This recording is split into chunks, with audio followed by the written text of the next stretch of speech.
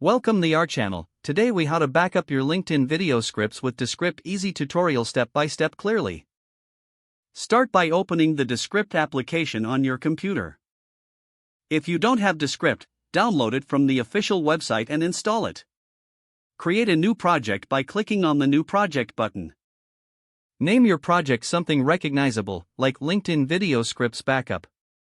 Once your project is open, locate the Import option. Click on the Import button to upload your LinkedIn video scripts. You can either drag and drop your script files or browse your file directory to select them. After uploading, Descript will start generating a text transcription of your videos. Review the transcriptions to ensure they match your original video scripts. Edit any discrepancies directly within the Descript text editor. Next, you'll want to organize your scripts in the project timeline. Use the timeline feature to arrange your scripts in the order you prefer. Once everything is in place, go to the top menu bar and select the File option. From the drop-down menu, choose Export to back up your scripts. Select your preferred export format, such as PDF or Word document. Designate a location on your computer to save the exported files. Click the Export button to start the backup process. Wait for the process to complete, and check the designated folder for your backups. You've now successfully backed up your LinkedIn video scripts using Descript.